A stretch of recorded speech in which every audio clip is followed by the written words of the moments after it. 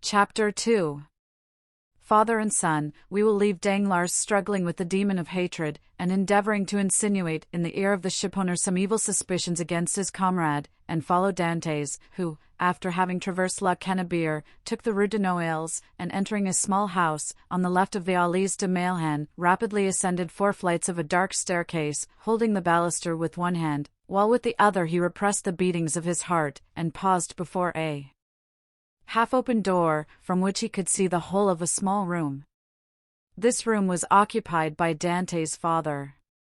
The news of the arrival of the Pharaon had not yet reached the old man, who, mounted on a chair, was amusing himself by training with trembling hand the nasturtiums and sprays of clematis that clambered over the trellis at his window.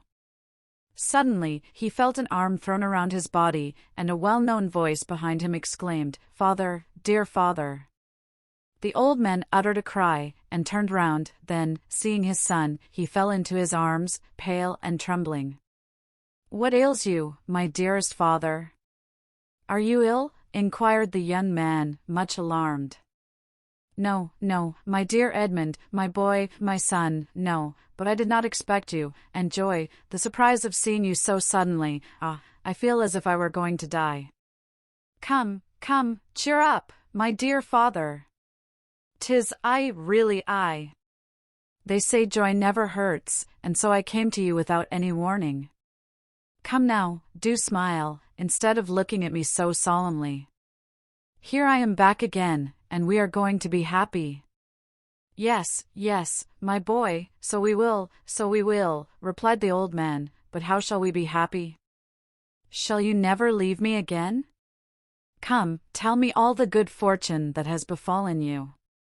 "God forgive me," said the young man, "for rejoicing at happiness derived from the misery of others, but, heaven knows, I did not seek this good fortune, it has happened, and I really cannot pretend to lament it.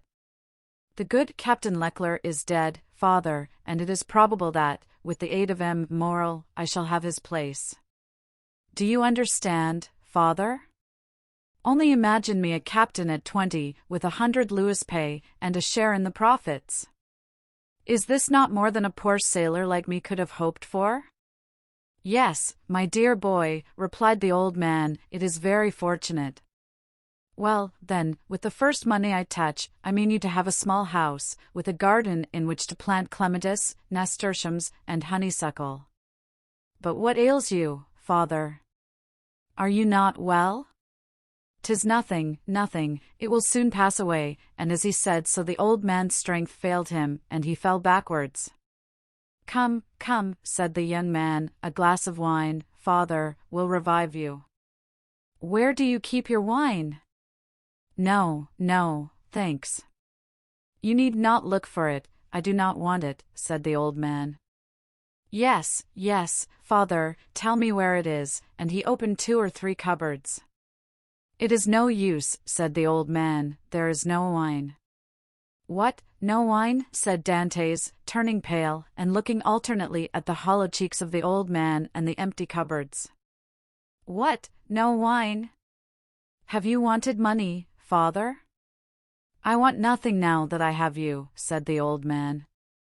"Yet," stammered Dantès, wiping the perspiration from his brow, "yet I gave you 200 francs when I left, 3 months ago." "Yes, yes, Edmond, that is true, but you forgot at that time a little debt to our neighbor, Cadaris. He reminded me of it, telling me if I did not pay for you, he would be paid by M. Morrel, and so, you see, lest he might do you an injury, well? Why, I paid him." "But," cried Dantès, "it was 140 francs I owed Cadaris."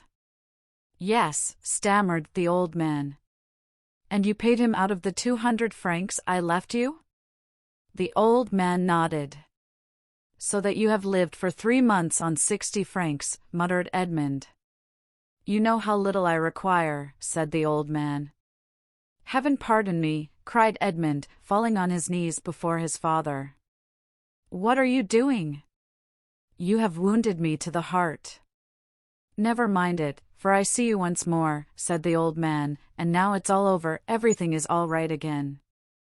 "Yes, here I am," said the young man, "with a promising future and a little money." Here, father, here, he said, take this, take it, and send for something immediately. And he emptied his pockets on the table, the contents consisting of a dozen gold pieces, 5 or 6 5-franc pieces, and some smaller coin. The countenance of old Dantes brightened. Whom does this belong to? He inquired. To me, to you, to us. Take it, buy some provisions, be happy, and tomorrow we shall have more. Gently, gently, said the old man, with a smile, and by your leave I will use your purse moderately, for they would say, if they saw me buy too many things at a time, that I had been obliged to await your return, in order to be able to purchase them. Do as you please, but, first of all, pray have a servant, father. I will not have you left alone so long. I have some smuggled coffee and most capital tobacco, in a small chest in the hold, which you shall have tomorrow. But, hush, here comes somebody. 'Tis Catharus, who has heard of your arrival, and no doubt comes to congratulate you on your fortunate return. Ah, lips that say one thing, while the heart thinks another, murmured Edmund. But, never mind, he is a neighbor who has done us a service on a time, so he's welcome. As Edmund paused, the black and bearded head of Catharus appeared at the door. He was a man of 25 or 6, and held a piece of cloth, which, being a tailor, he was about to make into a coat lining. What, is it you, Edmund, back again? Said he, with a broad Marseillaise accent, and a grin that displayed his ivory-white teeth. Yes, as you see, neighbor Catharus, and ready to be agreeable to you in any and every way, replied Dantes, but ill concealing his coldness under this cloak of civility. Thanks, but, fortunately, I do not want for anything, and it chances that at times there are others who have need of me. Dantes made a gesture. I do not allude to you, my boy. No, no. I lent you money, and you returned it, that's like good neighbors, and we are quits. We are never quits with those who oblige us, was Dantes' reply, for when we do not owe them money, we owe them gratitude. What's the use of mentioning that? What is done is done. Let us talk of your happy return, my boy. I had gone on the quay to match a piece of mulberry cloth, when I met friend Danglars.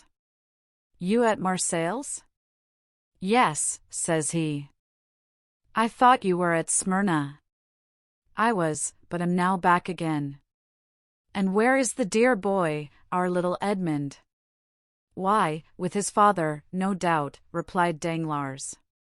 And so I came, added Catharus, as fast as I could to have the pleasure of shaking hands with a friend. Worthy Catharus, said the old man, he is so much attached to us. Yes, to be sure I am.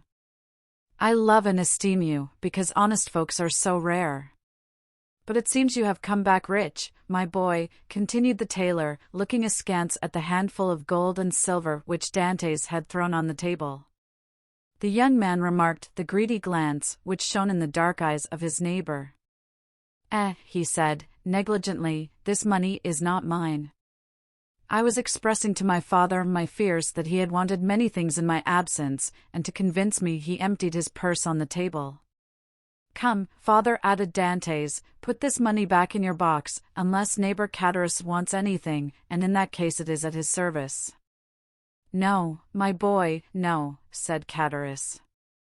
I am not in any want, thank God, my living is suited to my means. Keep your money, keep it, I say, one never has too much, but, at the same time, my boy, I am as much obliged by your offer as if I took advantage of it. It was offered with good will, said Dantes. No doubt, my boy, no doubt. Well, you stand well with M. Morel, I hear, you insinuating dog, you. M. Morel has always been exceedingly kind to me, replied Dantes. Then you were wrong to refuse to dine with him. What, did you refuse to dine with him? Said old Dantes, and did he invite you to dine? Yes, my dear father, replied Edmund, smiling at his father's astonishment at the excessive honor paid to his son. And why did you refuse, my son? Inquired the old man. That I might the sooner see you again, my dear father, replied the young man. I was most anxious to see you. But it must have vexed moral, good, worthy man, said Chatteris. And when you are looking forward to be captain, it was wrong to annoy the owner. But I explained to him the cause of my refusal, replied Dantes, and I hope he fully understood it. Yes, but to be captain one must do a little flattery to one's patrons.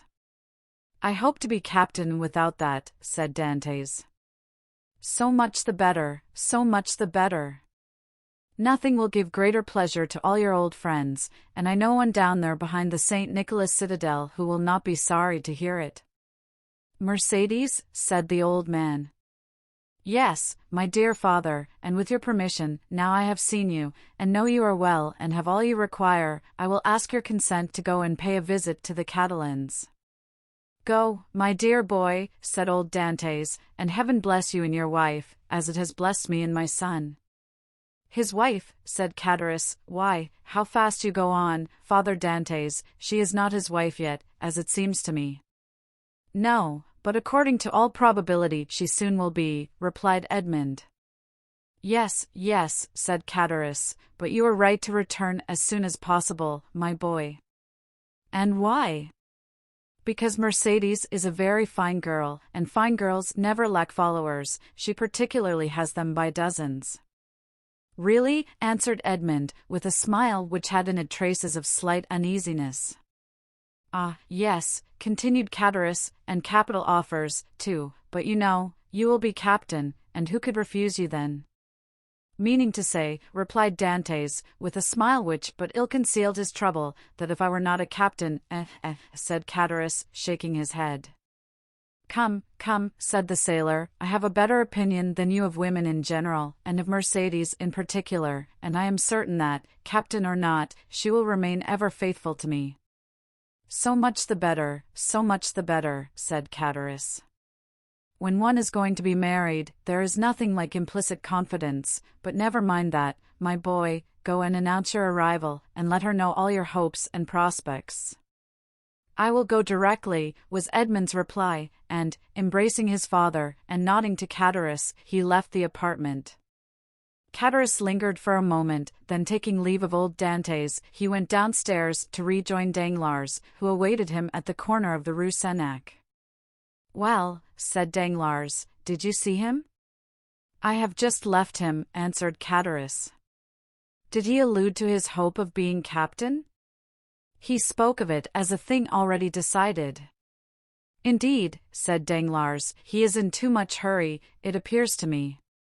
Why, it seems Morel has promised him the thing. So that he is quite elated about it? Why, yes, he is actually insolent over the matter, has already offered me his patronage, as if he were a grand personage, and proffered me a loan of money, as though he were a banker. Which you refused? Most assuredly, although I might easily have accepted it, for it was I who put into his hands the first silver he ever earned, but now Dantes has no longer any occasion for assistance, he is about to become a captain. Pooh, said Danglars, he is not one yet. Ma foi. It will be as well if he is not, answered Chatteris, for if he should be, there will be really no speaking to him. If we choose, replied Danglars, he will remain what he is, and perhaps become even less than he is. What do you mean? Nothing, I was speaking to myself. And is he still in love with the Catalane? Over head and ears, but, unless I am much mistaken, there will be a storm in that quarter. Explain yourself. Why should I? It is more important than you think, perhaps. You do not like Dantes? I never like upstarts. Then tell me all you know about the Catalane. I know nothing for certain, only I have seen things which induce me to believe, as I told you, that the future captain will find some annoyance in the vicinity of the Vieilles infirmaries. What have you seen? Come, tell me.